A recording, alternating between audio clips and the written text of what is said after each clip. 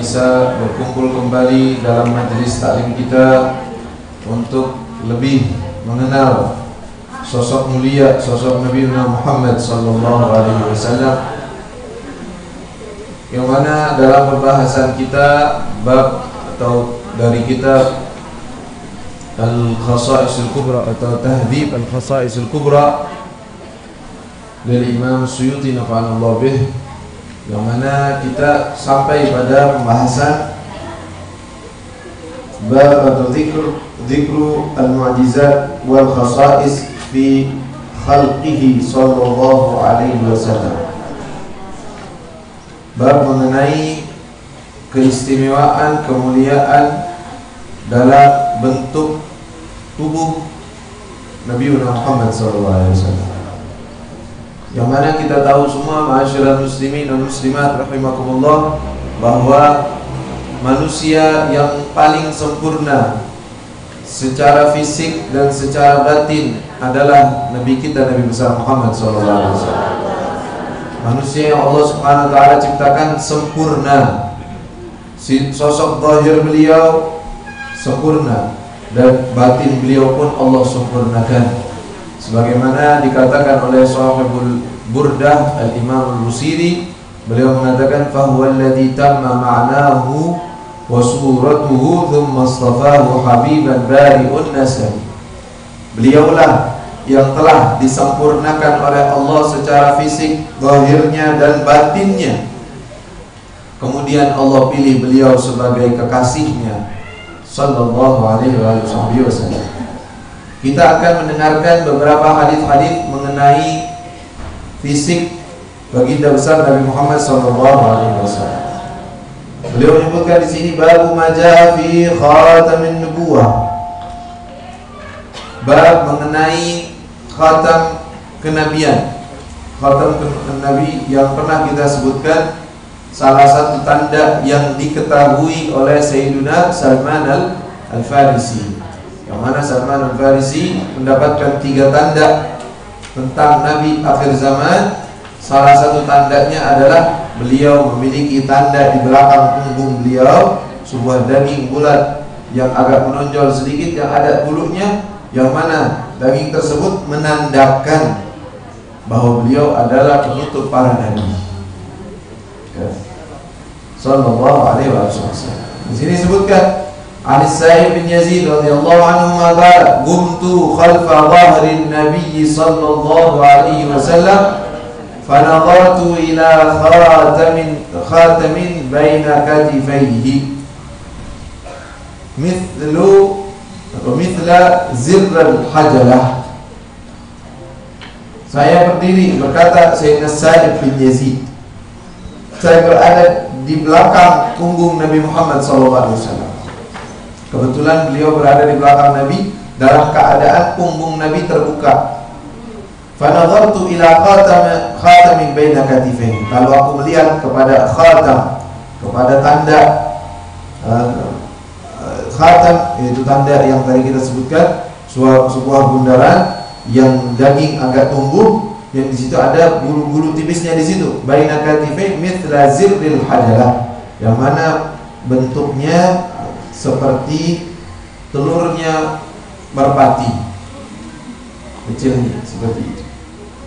Lalu di riwayat yang lain, an Jabir bin Samurah radhiyallahu taala anhu qala ra'aitu khataman fi dhahri Rasulillah sallallahu alaihi wasallam ka'annahu baydu haman.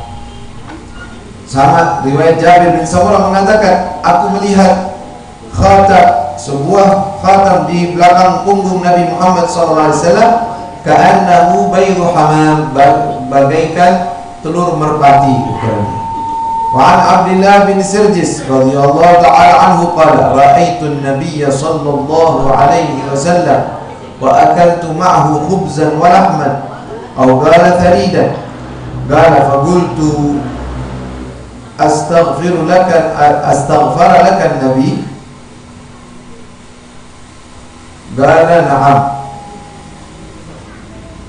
walaka thumma tala hadhihi al-ayah wastaghfir li dhanbika wa lil mu'minina wal mu'minat qala thumma durtu khalfahu fa nadartu ila khatamin huwa baina katifaihi 'inda naghidhi katifahu 'inda naghidhi katifihi al-yusra jum'an 'alaihi khailan ka'amthal al-tha'alin. Beliau sahabat Rasulullah yang bernama Abdullah bin Sirjis radhiyallahu anhu qala ra'aitu Nabi sallallahu alaihi wasallam. Saya melihat Rasulullah dan saya sempat makan bareng bersama Nabi sallallahu alaihi wasallam. Apa yang beliau makan bersama Nabi? Roti dengan daging. Disebut dengan tharid. Ya, termasuk makanan favorit orang-orang di zaman Nabi sallallahu alaihi wasallam, yang termasuk makanan mewah adalah makan roti dicampur dengan daging. Ya, disebut seperti dengan kuah dengan yang lainnya, itu rotinya dicampur dengan daging tersebut. Itu disebut dengan tharid. Ya. Maka dia mengatakan, ditanya dia, apakah engkau astaghfara laka Nabi sallallahu alaihi wasallam? Di sini riwayatnya kurang begitu jelas disebutkan. Tapi dalam riwayat lain menjelaskan bahwa dia sedang bercerita kepada orang. Abdullah bin Sirjis menceritakan, saya ini pernah duduk loh bersama Nabi, makan bareng, makan daging dengan roti. Lalu Rasulullah beristighfar kepada saya, meminta istighfar kepada Allah, minta ampun untuk saya. Orang-orang bertanya, astaghfirullah Nabi, memang Rasulullah mengistighfar atau memintakan ampun untukmu secara khusus? Kata beliau, na'am, iya, dan juga kepadamu. Pada orang yang bertanya, loh, Nabi, saya kan nggak hadir bersama Nabi, sedangkan engkau yang dapat istighfar dari Nabi. Katanya, iya, kan ada firman Allah Subhanahu wa taala memerintahkan Nabi Muhammad sallallahu alaihi wasallam untuk beristighfar untuk dirinya dan untuk para orang-orang mukmin. Di tsumma tala hadhihi ayah wastaghfir li dzambika walil mu'minina wal mu'minat. Dan beristighfarlah engkau untuk dosamu dan juga dosa orang-orang mukmin dan orang-orang mukminat. Jadi Rasulullah sallallahu alaihi wasallam itu selalu mendoakan kita, selalu beristighfar untuk kita. Tinggal kitanya aja siap untuk mendapatkan ampunan atau tidak, atau mau terus-terusan aja berbuat salah dan tidak peduli dengan perbuatan salah. Adapun Nabi sallallahu alaihi wasallam tidak cukup beliau memberitahukan kepada kita yang salah, yang benar, yang baik, yang buruk. Tidak cukup seperti itu. Bahkan beliau beristighfar untuk kita, memintakan ampun untuk kita. Ya, sebagaimana kita pernah sebutkan dalam hadisnya, ya, kehidupan Nabi SAW, hayati khairul lakum, kata Nabi, kehidupanku baik untuk kalian, wa mamati khairul lakum, dan kematianku pun baik untuk kalian. Kalau kehidupan Nabi kan baik, beliau berbicara langsung, memberitahukan dan mengarahkan. Sedangkan matinya Rasulullah atau meninggalnya Rasulullah baik juga untuk umatnya. Betul, baik untuk umatnya. Kata Nabi, kenapa? Tu'radu alayya a'malukum, amalan-amalan kalian itu akan dilaporkan kepada saya.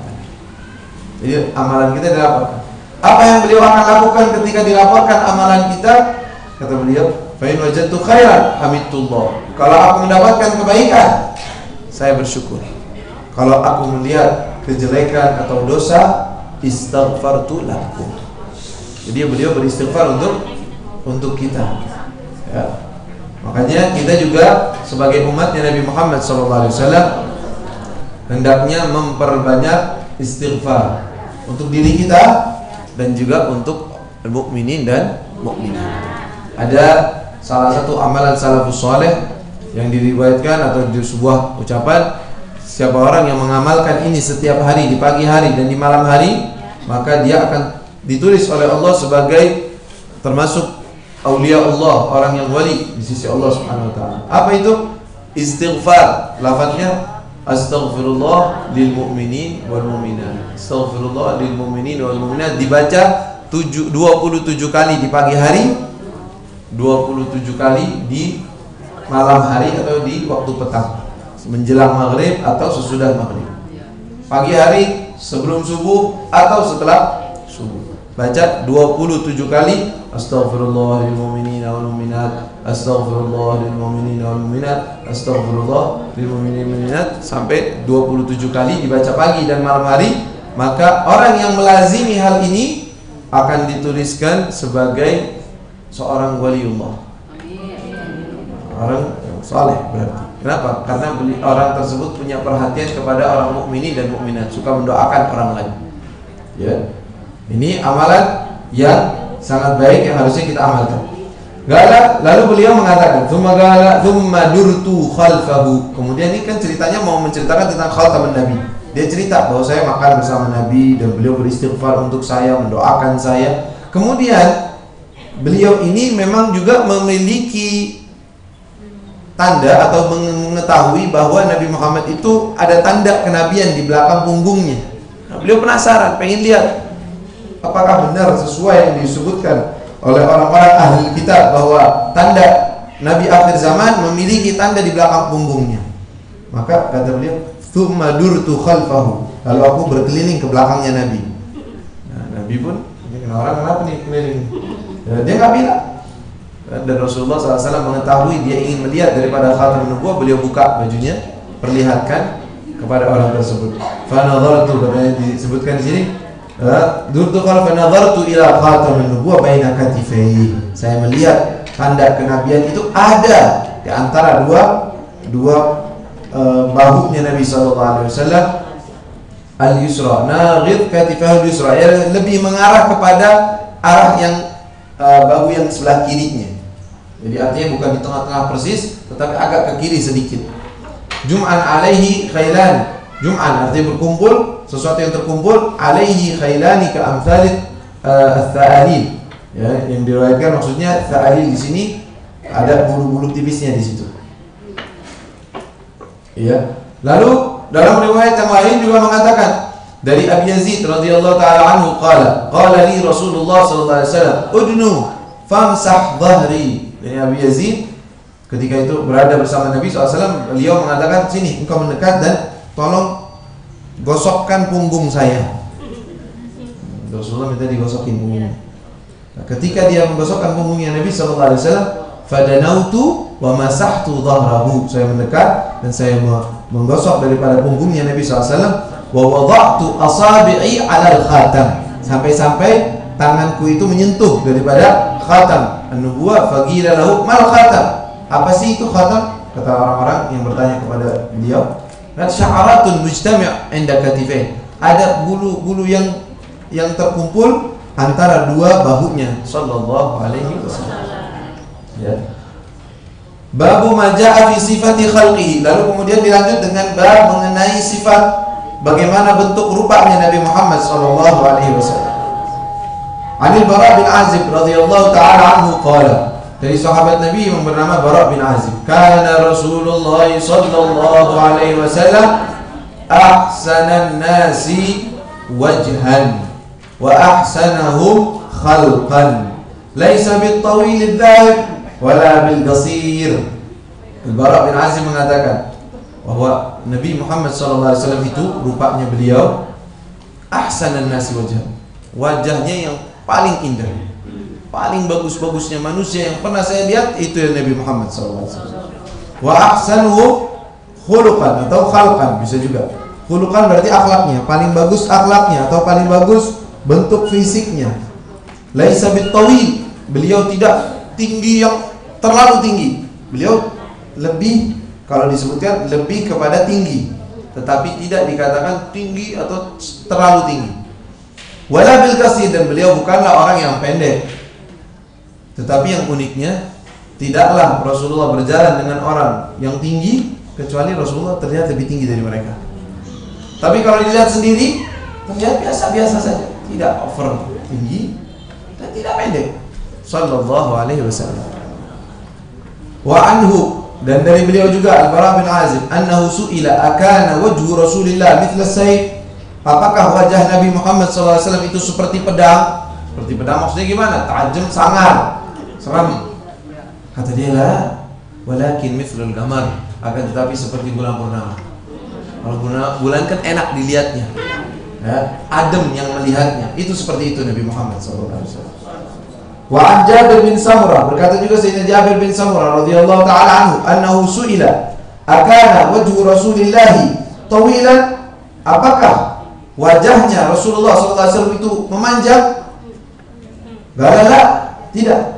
Bal mithlu syamsi wal qamar, bahkan lebih menyerupai bulan dan matahari dan bulan. Artinya lebih ke bulatan, tidak terlalu lonjong kalau bilang.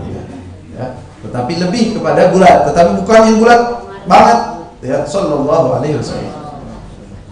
Mudah-mudahan kita semua bisa melihat wajahnya Nabi sallallahu alaihi wasallam, ya, di dunia sebelum di akhirat insyaallah. Wa anhu ra'aitu Rasulullah sallallahu alaihi wasallam fi lailati idhiyan wa alaihi hullatun hamra. Faja'atu anzur ilaihi wa ila al-qamar falahu 'indi ahsan min al-qamar. Dari Jabir bin Samurah, pernah aku duduk bersama Nabi SAW di malam, di mana malam tersebut bulan yang terang, artinya ada bulan purnama, dan mereka duduk di luar, bukan di dalam ruangan.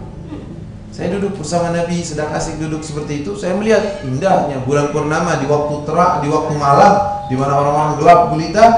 Kan indah sekali bulan purnama. Lalu saya melihat begini, saya melihat wajah Nabi dan saya melihat bulan purnama. Saya melihat wajah Nabi, lihat bulan purnama. Ternyata wajahnya Nabi lebih indah daripada bulan purnama. Sallallahu alaihi wasallam. Itu nikmatnya mereka bersama Nabi bagaimana ya? Subhanallah. Para sahabat tuh beruntung sekali bisa melihat Nabi, bareng bersama Nabi, jalan bersama Nabi, berjihad bersama Nabi, ya, berjuang bersama Nabi, susah payah bareng bersama Nabi, didoakan oleh Nabi, ada keluh kesah mereka datang kepada Nabi, ada yang mau ditanyakan mereka pergi kepada Nabi. Subhanallah, betapa nikmatnya hidupnya mereka bisa mendampingi Nabi Muhammad SAW. Ya, dan kita juga kalau seandainya kita hidup bersama Nabi di dunia, ya, berhidup bersama Nabi. Ya begini nih, sekarang kita lagi bersama Nabi, lagi dengerin Nabi, lagi menyebutkan tentang karakternya Nabi, kehidupan Nabi bagaimana, keadaan Nabi. Itu sepertinya kita sekarang dengan Nabi sallallahu alaihi wasallam. Dan orang-orang yang bersama Nabi di dunia nanti di akhirat bersama beliau sallallahu alaihi wasallam. Amin ya rabbal alamin. Wa an Ka'b bin Malik radhiyallahu taala anhu, dari sahabat Ka'b bin Malik. Beliau mengatakan, qala kana Rasulullah sallallahu alaihi wasallam idza surra istanara wajhuhu ka'annahu qit'atu qamar. Wa kunna na'rifu dzalika minhu. Beliau mengatakan, Ka'b bin Malik, bahwa beliau Nabi Muhammad SAW kalau sudah gembira itu wajahnya bagaikan bulan purnama yang sedang terang. Artinya mereka dan wa kunna na'rif, kita bisa membedakan wajah Nabi ini sekarang lagi sedih, lagi gundah atau lagi senang, itu kelihatan dari wajahnya Nabi SAW. Dan kalau sudah Rasulullah bahagia senang, itu wajahnya lebih terang daripada bulan purnama sallallahu alaihi wasallam. Ya. Wa an Abi Tufail radhiyallahu taala anhu annahu qila lahu sif lana Rasulullah sallallahu alaihi wasallam. Abi Tufail diminta oleh orang-orang, Abi Tufail, engkau kan duduk sama Nabi, iya, coba dong Rasulullah tuh kayak apa sih? Para tabi'in pada rindu pengen tahu sosoknya Nabi kayak gimana. Ya, mereka para sahabat tahu, kenal Nabi, lihat Nabi, duduk bersama Nabi. Orang-orang tabi'in nggak ketemu, lihatnya para sahabat, mereka rindu pengen tahu sosok Nabi itu kayak gimana sih. Kata Abi Tufail, kana abyad malihul wajh, beliau itu putih orangnya, kulitnya putih, dan malihul wajh, wajahnya enak dipandang sallallahu alaihi wasallam. Wa fi riwayat, dalam riwayat lain, ra'aitu Rasulullah wa ma ala wajhil ardi rajulun ra'ahu ghairi. Saya itu pernah melihat Rasulullah, dan sekarang ini di muka bumi tidak ada lagi orang yang pernah melihat Rasulullah selain saya. Artinya para sahabat sudah pada meninggal di saat dia berbicara. Siapa? Gila, kaifa ra'aitahu? Bagaimana engkau melihat sosok Nabi? Kana abyad malihan muqassadan. Beliau itu putih, enak dilihat, dan semua dari bentuk tubuhnya itu sedang-sedang saja, tidak over, tidak berlebihan dalam postur tubuhnya sallallahu alaihi wasallam.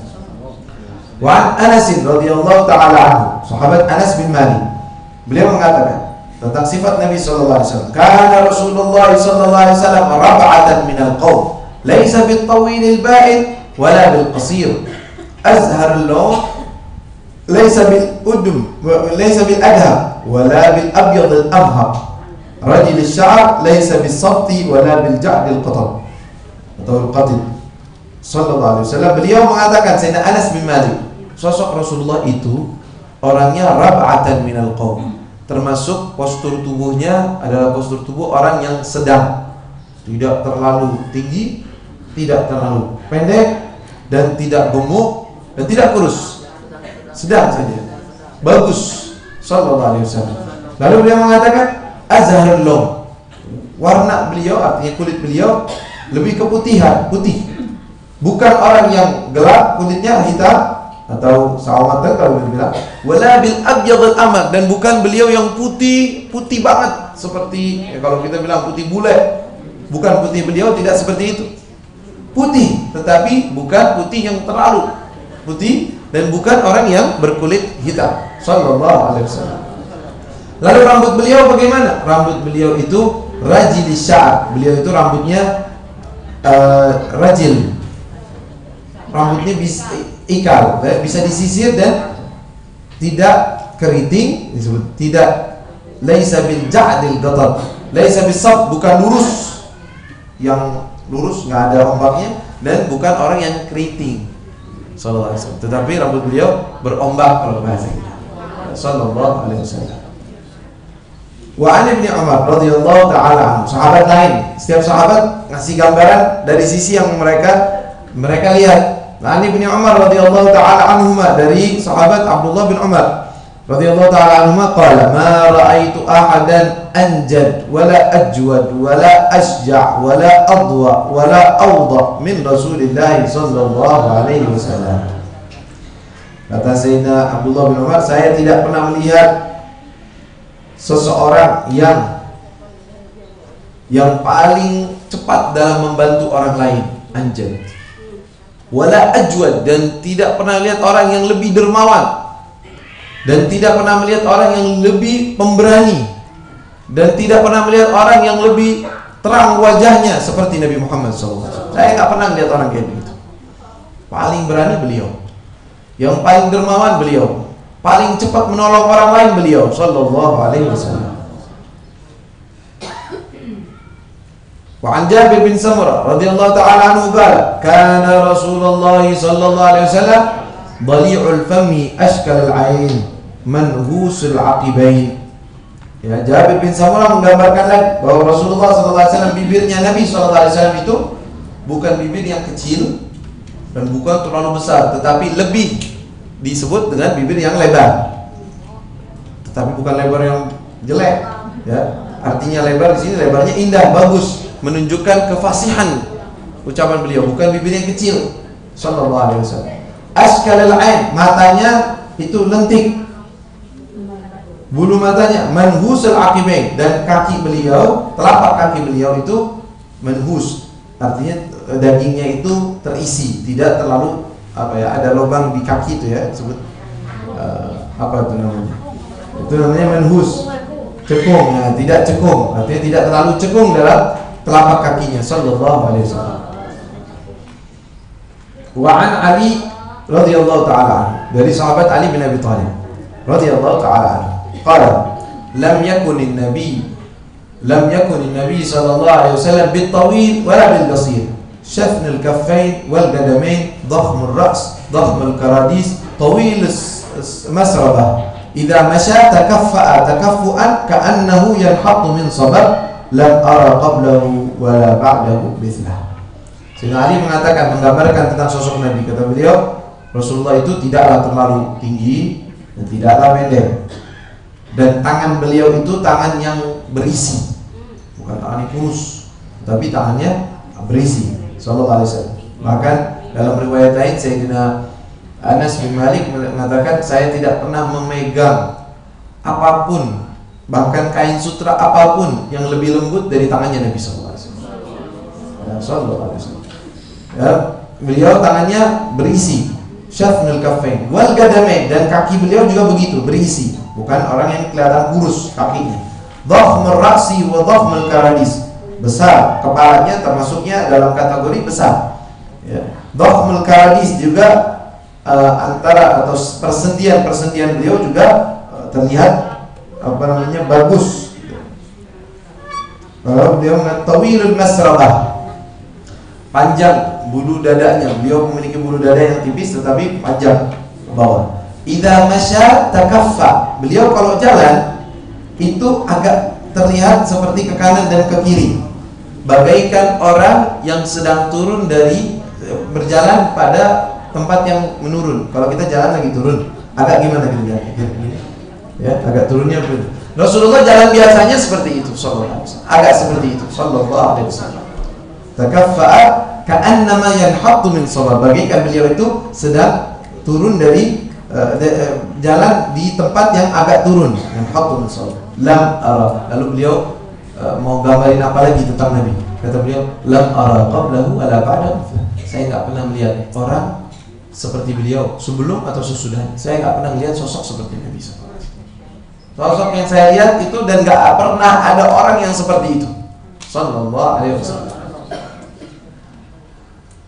Wa an Abi Hurairah radhiyallahu ta'ala, sahabat Nabi Abi Hurairah juga menggambarkan tentang sosok Nabi bagaimana. Kana Rasulullah sallallahu alaihi wasallam syabhud dhira'ain ba'id ma bainal mankibain ahdabu ashfaril 'ainain lam yakun sakhaban fil aswaq wala fahhashan wala mutafahhishan kana yuqbil jami'an wa yudbir jami'an.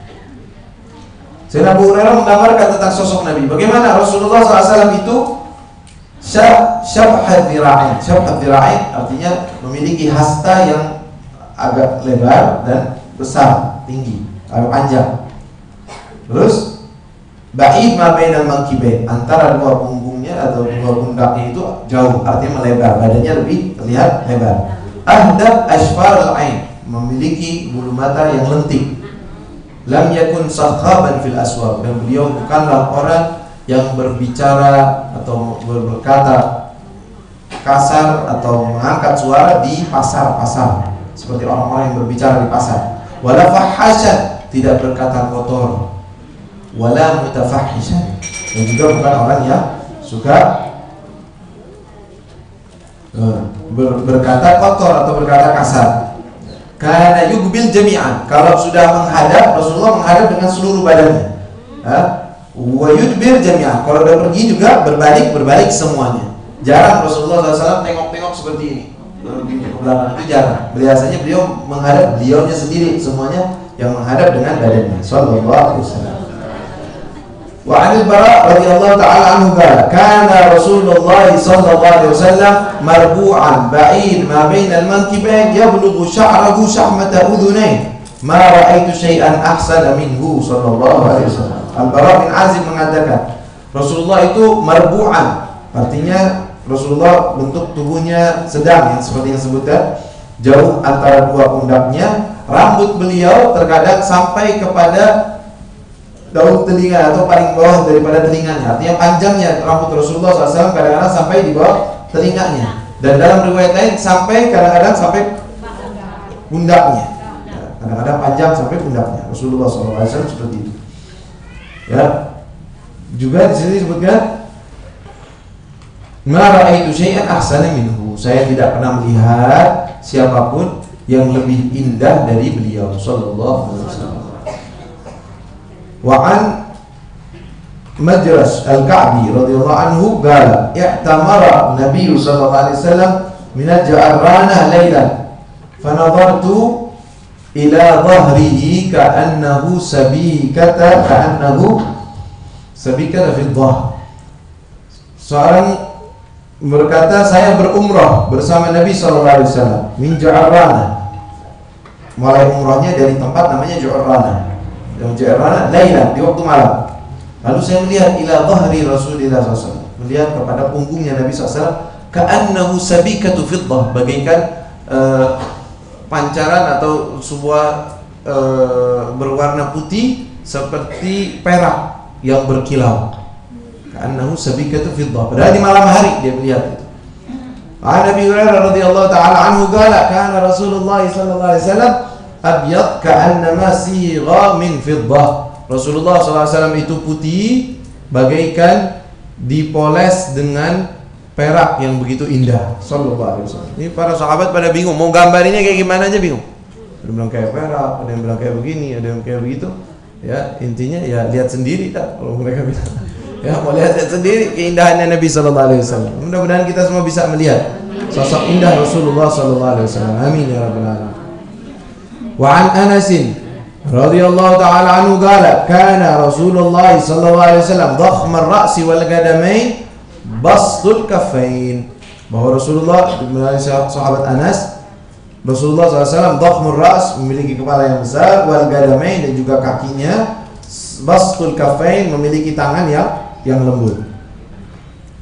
Dan dari hadis yang lain, kana Rasulullah SAW dhakhmul qadamaini hasanul wajh lam ara ba'dahu mithlah. Abu Hurairah mengatakan Rasulullah memiliki kepala dhakhmul qadamain, kakinya beliau lebar dan besar, hasanul wajh, wajahnya indah. Saya tidak pernah melihat orang semacam beliau setelah yang seperti beliau sallallahu alaihi wasallam. Lalu ditutup bab ini dengan hadis Sa'ad bin Abi Waqqas. Sayyidina Sa'ad bin Abi Waqqas termasuk sahabat Rasul sallallahu alaihi wasallam yang as-sabiqun al-awwal, orang yang pertama memeluk Islam dan berhijrah ke kota Mekah. Beliau ketika itu waktu haji wada, haji perpisahan Rasulullah akhir, itu Sayyidina Sa'ad bin Abi Waqqas sakit, atau itu haji wada atau di umratul qadha, sakit di saat itu, sakit parah di kota Mekah. Lalu Rasulullah menjenguk daripada Sa'ad. Bagaimana keadaan wahai Sa'ad? Ya Rasulullah, saya dalam keadaan seperti ini, saya takut mati. Mungkin maksudnya ajal saya dekat. Kata dia, ya Rasulullah, boleh enggak saya mewasiatkan menginfakkan harta saya, 2/3 dari harta saya infakkan di jalan Allah. Wasiatkan. Kata Rasulullah, enggak bisa, jangan. Kata dia, ya sudah ya Rasulullah, separuh harta saya infakkan di jalan Allah, saya wasiatkan untuk diinfakkan. Enggak. Kata, kalau begitu 1/3 ya Rasulullah. Kata Rasulullah, 1/3. 1/3 boleh. Dan 1/3 sudah banyak, kata Nabi SAW. Jadi dari sini diambil hukum apa? Seseorang kalau mau mewasiati, atau wasiat itu kan artinya kalau dia sedekah yang jatuh ketika wafat seseorang, itu namanya wasiat. Wasiat seseorang, misalkan dia bilang kalau saya meninggal itu harta ini untuk fulan, harta ini untuk fulan misalnya, itu kan wasiat. Berkata para ulama mengambil dari hadis ini bahwa seseorang tidak bisa mewasiati lebih dari 1/3 hartanya. Jadi kalau seandainya bilang nih, kalau saya meninggal seluruh harta saya kasihkan untuk sedekah, untuk orang fakir miskin, ahli warisnya nggak dikasih misalkan sama sekali, gimana hukumnya? Tidak sah. Oh gimana, udah wasiat tetap nggak sah. Yang sah cuma 1/3-nya. 1/3-nya boleh. 2/3 tetap jadi hak ahli waris. Ya Allah, mau meninggal aja nggak bisa ngambil semua hartanya. Nah, 1/3 doang dijatahi. Tapi kalau dia itu menginfakkan hartanya sebelum dia meninggal, maka boleh 1/3, 2/3, mau semuanya juga boleh. Ini membicarakan tentang wasiat, artinya kalau dia meninggal diinfakkan segini, itu hanya bisa 1/3 saja, tidak bisa lebih. Ya. Lalu beliau mengatakan, setelah mengatakan kepada Nabi, "Istaqi ya Rasulullah, inni taraktu malan wa laysa li illa ibnatu wahidah." Saya punya duit banyak, saya nggak punya ahli waris kecuali anak perempuan 1. Anak perempuan itu biasanya hidupnya udah enak dengan suaminya. Saya mau sedekahkan 2/3 harta saya. Kata Rasulullah, saya sedekahkan separuhnya. Rela. Fa ausi bitsuluts. Ya udah, saya wasiati dengan thuluts. Wa atruk lahat thulutsain. Lalu saya tinggalkan untuk dia, untuk putri saya 2/3. Kata Rasulullah, thuluts. 1/3 apa? Wa thulutsu katsir. Dan 1/3 itu udah banyak. Ya. Lalu beliau mengatakan, "Gala fa wada'a yadahu ala jabhatihi." Fa wada'a yadahu ala jabhatihi. Lalu beliau meletakkan tangannya Nabi SAW di atas kening daripada Sayyidina Sa'ad bin Abi Waqqas. Famasaha wajhi wa sadri wa batni. Beliau mengusap wajahku dan dadaku dan perutku. Diusap oleh Nabi SAW, didoakan, Allahumma shfi Sa'dan wa atimma lahu hijratah. Ya Allah, sembuhkan Sa'ad dan sempurnakan hijrahnya. Artinya sempurnakan hijrahnya gimana? Jangan sampai beliau meninggal di kota Mekah, karena beliau kan udah hijrah dari kota Mekah. Walaupun ya salah dia apa kalau memang meninggal di situ, itu kan salah beliau. Tetapi artinya termasuk kesempurnaan hijrah para sahabat yang sudah meninggalkan kota Mekah, karena Allah tidak diizinkan untuk bahkan tinggal di kota Mekah, apalagi meninggal di kota Mekah. Oke, kata Nabi SAW, Allahumma wa atimma lahu hijrata. Sempurnakan untuknya hijrah. Setelah itu Sayyidina Sa'ad bin Abi Waqqas nggak jadi mati. Masih panjang umurnya. Sehat walafiat, panjang umur. Rasulullah meninggal dulu, sahabat yang lain meninggal dulu, Sayyidina Sa'ad bin Abi Waqqas masih panjang umurnya. Ya, dia kira waktu itu dia akan meninggal. Fama ziltu yukhayyalu ilayya bi anni ajidu barda yadihi ala kabidi hatta sa'ah. Kata beliau, itu bekas usapan Nabi SAW waktu itu saya sakit. Itu sampai sekarang saya masih merasakan dinginnya, lembutnya tangan beliau. Sampai sekarang saya bisa merasakan. Sallallahu alaihi wasallam. Didoakan, dipegang oleh Nabi SAW. Itu katanya kelembutan tangan beliau dan dinginnya tangan beliau, enaknya tangan beliau itu masih saya rasakan sampai sekarang. Jadi nikmatnya di tangan disentuh oleh Rasulullah SAW. Inilah beberapa mengenai karakter sosok Nabi Muhammad SAW. Nah, kita kalau bersolawat, salah satu yang dia anjurkan, kita menghayati karakternya Nabi SAW. Jadi kita bayangkan keindahan sosoknya Nabi, bagaimana sosoknya Rasulullah. Sambil kita bersolawat, Allahumma shalli ala sayyidina Muhammadin wa ala alihi wasallam. Allahumma shalli ala sayyidina Muhammadin. Kita bayangkan sosoknya Nabi Muhammad SAW agar bertambah kecintaan kita kepada Nabi SAW, dan insya Allah bisa diberikan oleh Allah karunia bisa melihat wajahnya Nabi SAW di dalam mimpi kita, dan dilanjut setelah dalam mimpi melihat secara terjaga walaupun setelah kita meninggal dunia. Amin ya rabbal alamin. Ya, mungkin ada yang mau ditanyakan, silakan. Waalaikumsalam.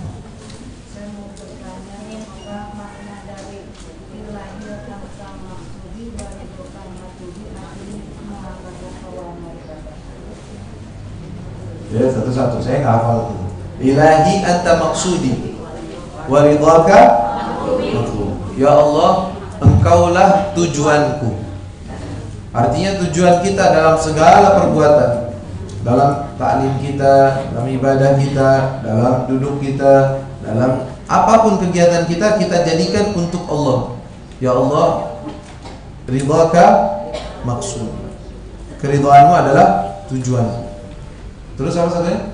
Ilahi anta maksudi. Engkau adalah tujuanku, dan waridhaka matlubi atini mahabbataka wa ma'rifataka. Waridhaka matlubi, dan sesuatu yang aku harap dan aku minta adalah keridhoanmu. Ini sebenarnya doa dan juga ikrar kepada Allah Subhanahu wa taala bahwa saya hanya meminta engkau, dan yang aku cari adalah keridhaanmu. Terus atini mahabbatan, ya Allah berikanlah aku kecintaan kepadamu. Terus wa ma'rifataka, dan pengenalan kepadamu. Ini doa luar biasa ya. Maka teruslah dilantunkan doa-doa semacam ini ya, yang mana menunjukkan dan meminta kita kepada cinta kepada Allah Subhanahu wa taala dan memperoleh keridhaan dari Allah Subhanahu wa taala. Sebagaimana Rasulullah sedang berdoa, banyak berdoa. Akhirnya ada seorang Badui, orang yang dari dusun, itu, ya Rasulullah, saya nggak paham banyak ucapanmu ya Rasulullah, begini dan begitu dan begini. Kata Rasulullah, lalu engkau mintanya apa? Kalau saya sih minta cuma gini aja ya Rasulullah. Allahumma inni as'aluka ridhaka wal jannah, a'udzubika min sakhatika wan nar. Kata Rasulullah, haulaha nudandin. Kita itu omongannya ya seputar itu aja. Kurang lebihnya itu. Minta ridho dari Allah, minta surganya, dan minta dijauhkan dari murkanya Allah dan dari nerakanya. Minta. Ada lagi menanyakan? Assalamualaikum warahmatullahi wabarakatuh. Izin bertanya, hal apa saja yang bisa menyebabkan terhalangnya hidayah? Terima kasih. Assalamualaikum warahmatullahi wabarakatuh. Ya. Pertanyaannya, hal apa saja yang bisa membuat seorang terhalang dari hidayah? Tentunya hidayah, petunjuk itu sebenarnya hakikatnya dari Allah Subhanahu wa taala. Allah yang memberikan dan Allah yang mencabutnya. Tapi apakah ada hal-hal penyebab seorang terhalang dari hidayah? Ada. Salah satu hal yang paling berbahaya yang menyebabkan seseorang terhalang dari hidayah adalah rasa sombong. penyakit sombong. Itu penyakitnya iblis. Iblis nggak dapat hidayah, nggak dapat petunjuk. Kenapa? Karena dia sombong. Maka takabbur, sombong, merasa tidak perlu, merasa hebat, merasa dia mulia, merasa dia agung, itu penyakit yang dikhawatirkan menghalangi daripada hidayah. Harusnya hidayah sampai kepadanya. Karena rasa sombong itu penyakit yang apabila walaupun dia melihat yang benar, yang hak, yang sahih, dia nggak mau ikuti karena dia sombong. Dikatakan di zaman Nabi Musa alaihissalam, iblis meminta kepada Nabi Musa, Nabi Musa, memang Allah nggak bisa ngampunin saya dilaknat seperti ini. Katanya, saya akan bertanya kepada Allah, iblis masih ada kesempatan? Enak juga nih kalau iblis bertaubat, kita nggak repot digodain sama dia. Ya Allah, iblis hambamu, apakah dia masih bisa bertobat kepadamu ya Allah? Kata Allah, bisa. Senang Nabi Musa. Tapi ada satu syarat aja, kasih tahu dia. Apa? Dia pergi ke kuburannya Adam, sujud kepada Adam, saya akan ampuni dosa. Wah, kata Nabi Musa, aduh kesempatan bagus. Cuman sujud kepada Nabi Adam di kuburannya, gampang, amalannya enggak sulit. Bagaimana wahai Nabi Musa? Apakah ada kesempatan? Kata Nabi Musa, ada. Apa itu kesempatannya? Allah akan ampuni dosa. Tapi ada satu syarat yang Allah minta kepada. Apa? Pergi ke kuburan Adam, engkau sujud kepada kuburan Adam. Kata iblis, waktu hidup aja saya nggak mau sujud, apalagi udah mati. Kata Nabi Musa, bener-bener hidayah bukan untuk dia. Waktu hidup saya nggak mau sujud, apalagi udah mati saya sujud, nggak mau. La ilaha illallah. Memang hidayah dari Allah Subhanahu wa taala. Kesombongan yang ada dalam hati nggak mau. Nah, itu salah satunya. Ya, lalu faktor-faktor yang lainnya baca banyak macam-macam. Ya, terbawa godaan syahwat, terbawa godaan dunia, kecintaan terhadap dunia yang sudah melekat dalam hati. Itu juga membuat seorang tidak menerima hidayah, petunjuk. Kecintaan terhadap dunia, tujuannya dunia saja, akhiratnya dia lupa, ya itu juga. Tapi faktor yang paling berbahaya, yang paling berat adalah ada rasa sombong dalam hati seseorang. Bagaimana mengobatinya? Ya, minta dari Allah Subhanahu wa taala atau hidayah dari Allah Subhanahu wa taala. Kadang-kadang datang aja begitu. Ya. Kalau ditanya apa sih penyebab seseorang bisa mendapatkan hidayah?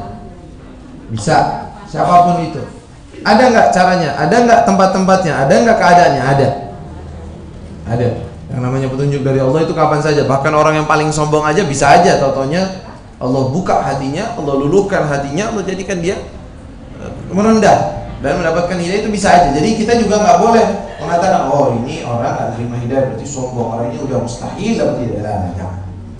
Karena hati seseorang itu di tangannya Allah Subhanahu wa taala. Nggak ada yang tahu gerak-gerakin hatinya orang itu kayak gimana, Allahu a'lam. Jadi kita jangan ikut campur dalam urusan hamba Allah dengan Allah Subhanahu wa taala. Jangan memvonis siapapun. Oh dia nggak terima hidayah berarti sombong dia. Kan kata Habib itu sombong. Kata Habib lagi. Saya nggak ngajarin begitu. Saya nggak nyuruh orang vonis orang, enggak. Ya, tapi ini salah satu penyebabnya. Ya, penyebabnya itu biasanya itu. Dan orang lain sombong atau enggak itu urusan mereka. Karena hidayah di tangan Allah Subhanahu wa taala dan bukan di tangan kita, dan bukan kita. Tugas kita hanya menyampaikan, tugas kita hanya mengajak, tugas kita hanya memberitahukan. Setelah itu urusannya kembali kepada Allah Subhanahu wa taala. Bukankah hidayah itu perlu diperjuangkan? Betul. Hidayah perlu diperjuangkan, artinya dicari dan diminta dari Allah Subhanahu wa taala. Buktinya mana? Buktinya setiap hari minta. Suratul Fatihah apa kita bilang? Ihdinas. Berarti surah apa? Suruh minta sama Allah. Kata Allah SWT dalam hadis,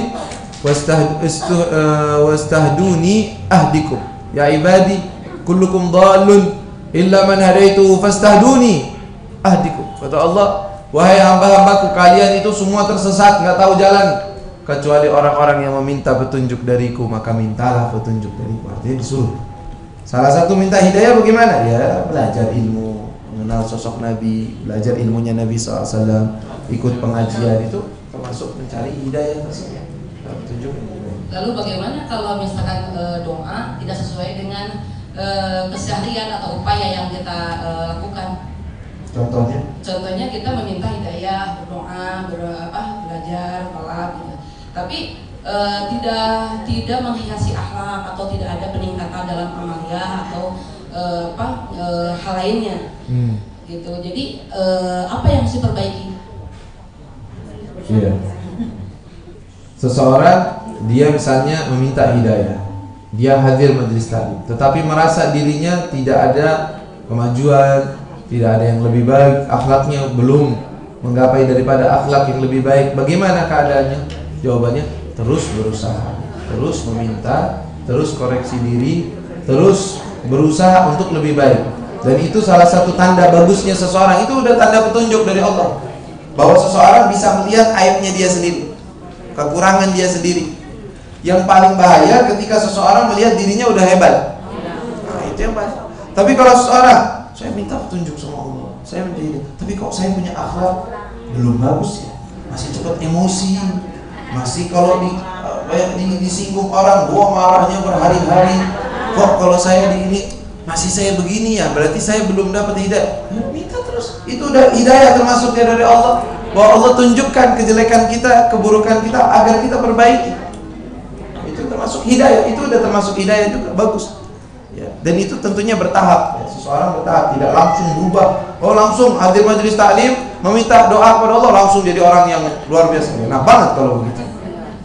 Memang hidup itu ada perjuangannya, ada tahapan-tahapannya. Maksudnya kadang orang terpleset ketika kita mengajak kebaikan dengan merasa baik gitu. Jadi survei membuktikan itu kurang tepat gitu. Jadi kalau dengan bahasa hati kita akan mudah dimengerti oleh hati pula gitu.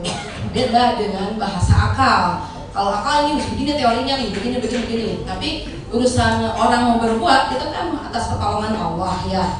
Jadi bagaimana caranya untuk kita menyentuh orang gitu, mengajak kebaikan atau ada bagaimana caranya, rumusnya apalah gitu, kiatnya apa? Bagaimana kita mengajak orang tanpa kita tidak merasa baik gitu, bagaimana? Jadi rumusnya kita jadikan Nabi SAW sebagai toladan, Rasulullah SAW sebagai pengajak kebaikan. Siapa yang lebih baik dari Nabi? Siapa yang lebih lembut dari Nabi? Siapa yang lebih perhatian dari Nabi? Apakah langsung Rasulullah diterima dakwahnya? Apakah orang-orang yang tidak menerima dakwah Nabi terus udah divonis sama sekali tidak menerima hidayah? Tidak juga. Sayyidina Khalid bin Walid, Sayyidina Ikrimah bin Abi Jahal, itu musuh bebuyutan dengan Nabi dari semenjak Rasulullah mendeklarasikan dirinya sebagai Nabi. Dari itu mereka musuh, benci yang benar-benar benci. Nggak cukup benci, dicaci, dimaki, diganggu, udah semua ditekan, mau dibunuh pun mereka sepakat untuk membunuh Nabi. Udah nggak cukup, Rasulullah hijrah, nggak cukup hijrah, diperangi Nabi, mereka perang. Lalu ada masalah waktunya setelah Fatah Mekah, seperti akhirnya setelah Fatah Mekah, Khalid bin Walid setelah Sulhul Hudaybiyah memeluk Islam. Subhanallah, hidayah dari Allah. Setelah berapa tahun? Hampir 20 tahun dakwah Nabi mengajak mereka. Mereka lihat akhlak Nabi. Tapi apakah Rasulullah putus asa? Tidak. Jadi kita bagaimana suri toladan kita? Kita mengajak, kita meminta, kita berusaha. Setelah itu kok nggak bisa-bisa ya? Sudah sabar, ada waktunya. Nggak mungkin perjuangan ini dan usaha ini sia-sia tuh, nggak mungkin. Pasti Allah SWT akan kasih. Tapi kitanya aja yang buru-buru. Nggak bisa-bisa, ini kayaknya udah nggak ada hidayah. Nah ini bahaya nih. Kayaknya sih memang orang-orang yang udah maunya jelek doang. Nah hati-hati ini. Ini bukan ranah kita lagi, udah masuk. Kita usaha, kita berusaha, kita minta, kita ini sudah. Setelah itu saya pengen banget dia dapat hidayah. Ya udah jangan maksain, karena bukan di tangan kita. Nah, setelah itu gimana? Urusannya kepada Allah, bukan di tangan kita sama sekali. Ya kita nggak punya kemampuan apapun kecuali dari Allah SWT, maka biarkan urusannya kepada Allah SWT. Selagi kita sudah menerapkan usaha-usaha semacam itu. Ada lagi yang bertanyakan? Terima kasih. Ya. Assalamualaikum warahmatullahi Waalaikumsalam. Habib, saya mungkin karena saking indahnya sosok Nabi Muhammad sehingga tidak boleh divisualkan dalam film-film.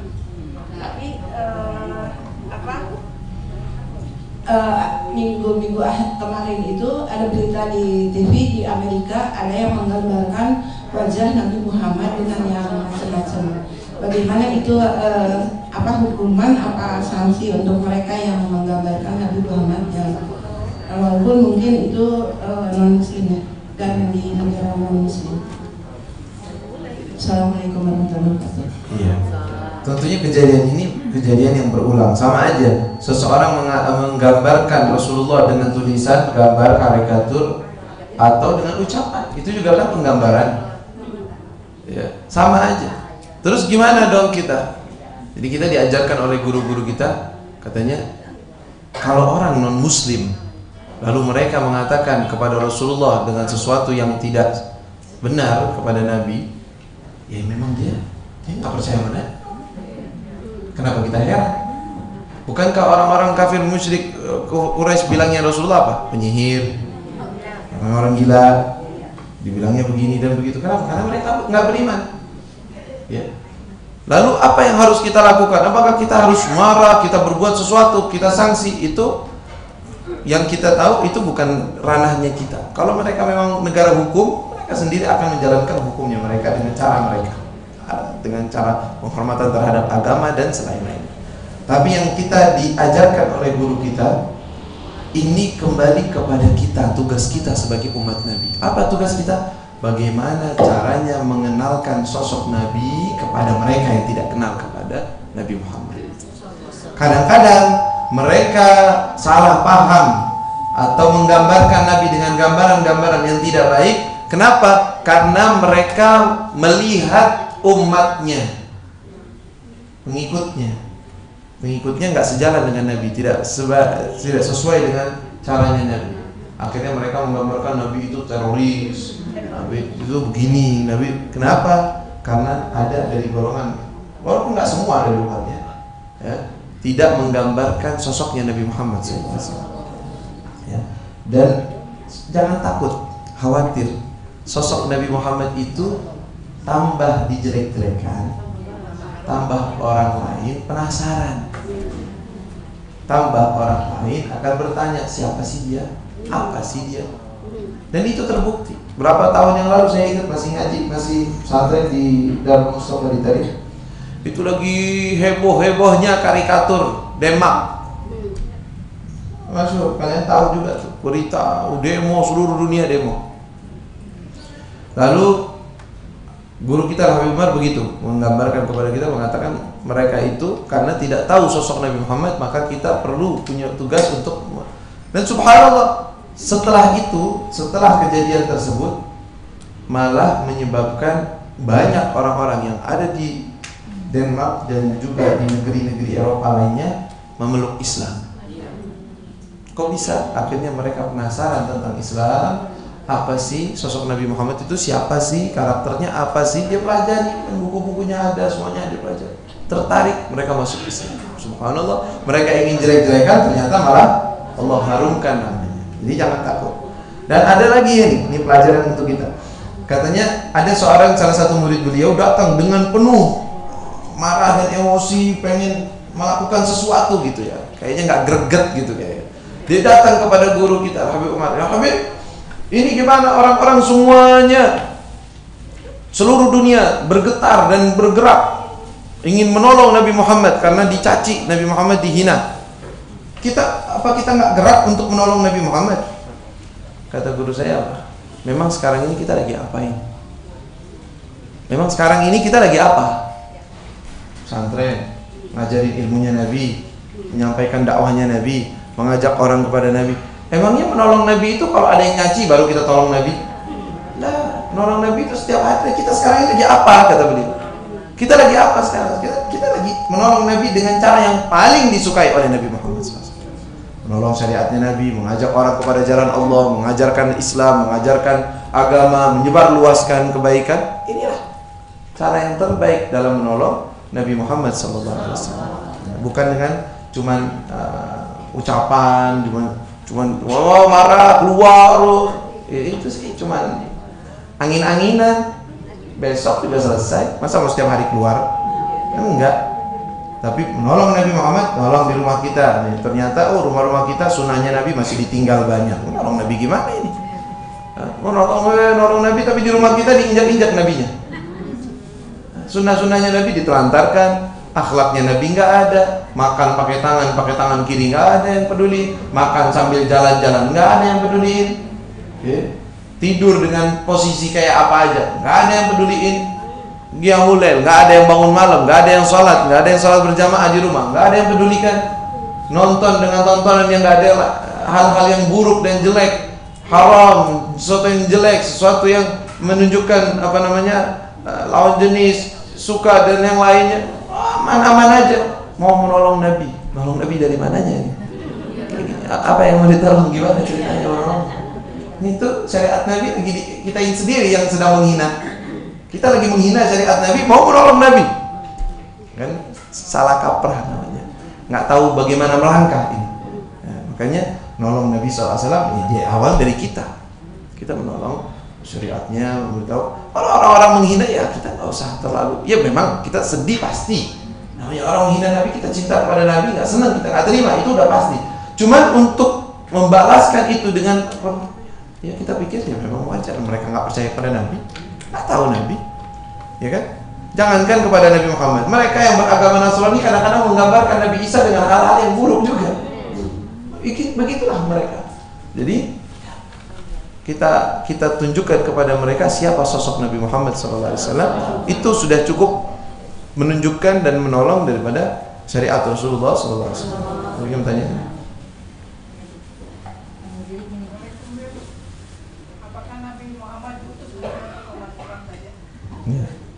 Nabi SAW diutus untuk seluruh umat manusia. Umat Islam adalah umat yang sudah menerima ajakan Nabi. Sedangkan umat yang non muslim yang belum masuk Islam itu umat yang sedang diajak untuk memeluk Islam.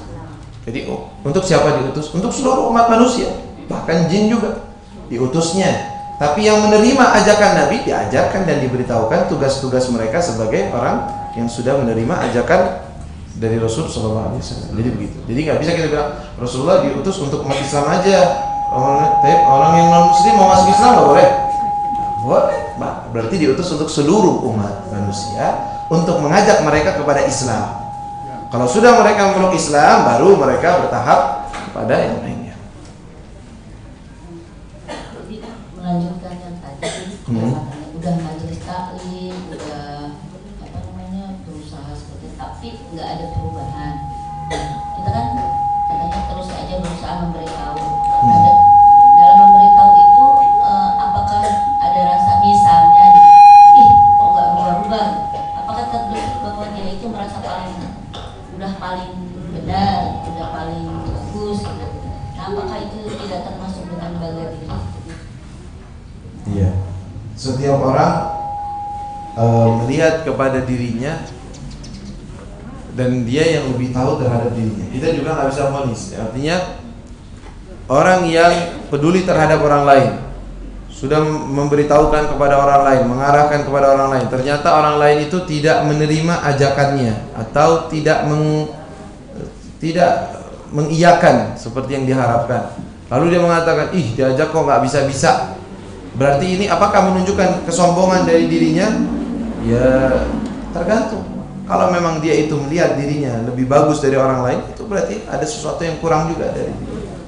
Tapi kalau dia melihat enggak, ini bentuk kepedulian saya kepada orang lain, tapi saya merasa dirinya lebih hina dari orang lain juga, itu berarti kerendahan hati. Itu cuma rasa kesedihan yang dia sebutkan, ya. Jadi tetap saja kita kembalikan kepada setiap orang masing-masing pada dirinya. Orang yang mengajak kepada jalan kebaikan hendaknya melihat dirinya lebih rendah dari orang lain. Bukan berarti dia mengajak baik, berarti dia sudah baik. Nggak harus begitu. Merasa dirinya juga kurang, tetapi ingin sejalan dengan orang-orang kepada kebaikan. Dan orang yang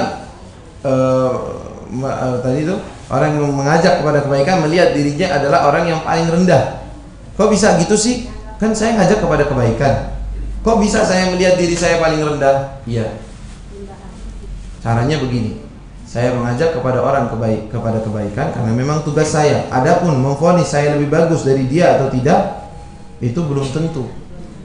Sekarang saya mungkin istiqomah, tapi apakah diterima di sisi Allah? Tidak tahu. Apakah saya bisa lanjut terus istiqomah? Allah. Apakah saya akan meninggal dalam keadaan istiqomah? Allah. Makanya mengajak tetap kepada kebaikan. Terus berarti saya lebih hebat dari mereka? Ya belum tentu, nanti. Saya bisa vonis itu nanti di akhirat. Udah masuk surga baru tahu. Kalau belum tahu. Cuman mengerjakan tugas saja. Setiap orang ada tugasnya. Kalau seandainya orang yang mengajar, orang yang mengajak kepada kebaikan, dia harus sudah bagus dulu, memang dia udah sempurna, ya nggak ada yang ngajak kepada jalan Allah nantinya. Berarti semua ustadz, semua guru sombong. Kenapa? Karena merasa dirinya paling hebat. Nah, payah dong begitu. Lah, seorang ustadz pun, seorang siapapun, alim ulama, walaupun dia ibadahnya paling banyak, paling ini, merasa dirinya paling rendah. Nggak tahu amalannya diterima atau tidak, ikhlas atau tidak, apakah bagaimana keadaannya ketika meninggal dunia, nggak ada yang tahu. Barangkali orang yang diajak dia itu ke jalan Allah, dia menjadi orang yang istiqomah, jadi benar. Kita yang malah terpuruk, kita diselamatkan di akhirat oleh mereka, diberi syafaat. Bisa aja. Makanya tidak ada kesempatan untuk merasa lebih hebat dari orang lain. Orang yang memberi nasihat atau orang yang diberi nasihat, semuanya merasa dirinya paling rendah, paling kurang. Ya, makanya itu harus ditanamkan dalam diri kita seperti itu. Maka Allah Taala, saya rasa cukup ya. Al-Fatihah bil qabul wa tamam kulli sunnah. Allah yubarik lana wa lakum waj'alna wa iyyakum minas salihin was salihat at-taibin at-taibat waj'alna wa iyyakum minal hafizin li hudubillah wal hafizat wa anna Allah ja'alna wa iyyakum qurrata 'ain li sayyidina Nabi Muhammad sallallahu alaihi wasallam wa yarzuqna ru'yatahu yaqadatan wa manama wa anna Allah subhanahu wa ta'ala yuhannin ruhahu 'alaina wa yu'attif qalbahu ilaina waj'alna madhkurina 'ala bi ahsani adh-dhikr على هدينا وكنا صالح جامع خيرات الدنيا والآخرة وإلى حضرة النبي محمد صلى الله عليه وسلم سر الفاتحة.